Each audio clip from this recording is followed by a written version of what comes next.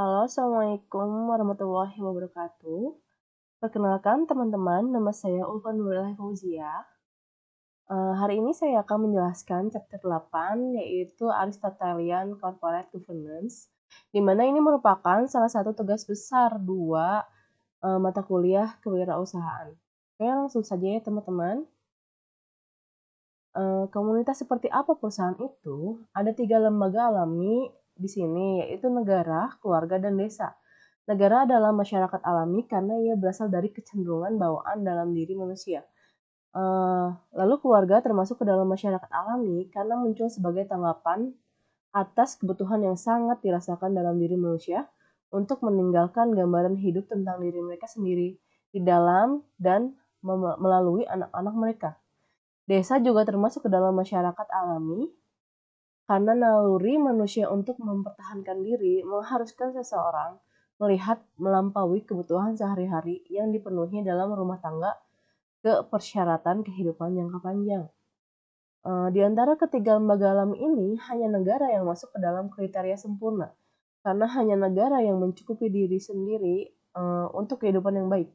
Tidak hanya kebutuhan sehari-hari, tetapi juga kebutuhan hidup yang utuh, dan diharapkan dapat dipenuhi dalam batas-batas negara. Lalu di sini ada dalam konteks arsitektur politik Aristoteles, bagaimana perusahaan itu cocok. Perusahaan didasarkan pada ikatan sukarela atau persahabatan, bayangan kontrak, terutama di antara warga negara dari negara bagian yang sama. Tujuannya adalah untuk menyediakan beberapa sarana yang diperlukan seperti barang dan jasa untuk kehidupan yang baik. Lalu akhir ekonomi perusahaan yang berfokus utama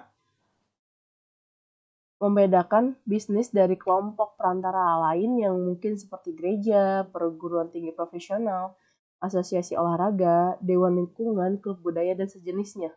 Perusahaan bisnis dan korporasi adalah badan perantara yang mengejar tujuan ekonomi.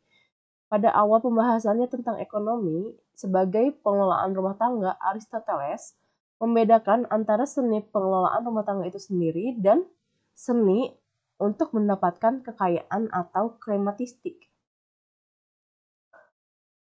Lalu, krematistik itu sendiri ada 2 jenis. Satu krematistik alami dan ada krematistik non-alami. Krematistik alami ini berkaitan dengan penyediaan hal-hal yang diperlukan untuk hidup dan berguna untuk komunitas, keluarga, atau negara. Sedangkan krematistik non-alami berasal dari kekayaan dan properti yang tidak memiliki batas. Tujuan utama ekonomi itu sendiri adalah untuk memfasilitasi pengembangan keunggulan atau kebajikan manusia dengan menjamin sejauh mungkin kondisi material untuk prakteknya. Dan kebajikan pada akhirnya dicari terutama karena memberi kita kebahagiaan atau kehidupan yang baik dan berkembang.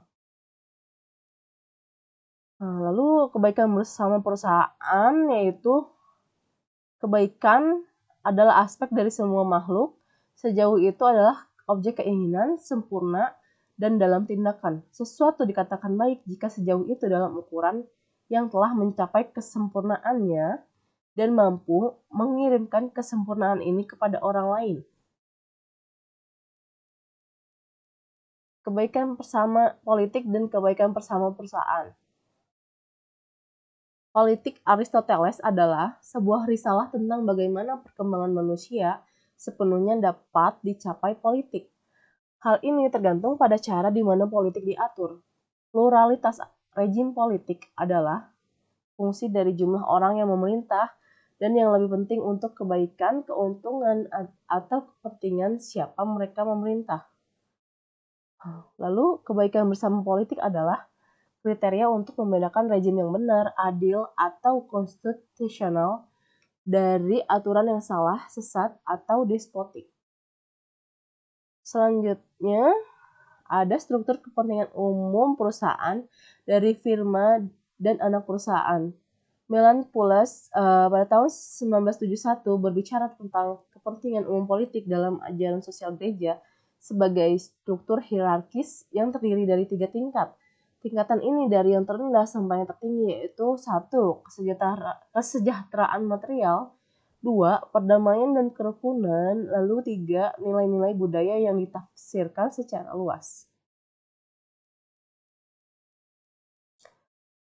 Kesimpulan dari tata kelola perusahaan sebagai praktis dan kepentingan bersama ini adalah tata kelola perusahaan harus dianalisis dan dievaluasi berdasarkan perubahan yang terjadi pada agen itu sendiri, bukan di lingkungan agen atau lingkungan fisik.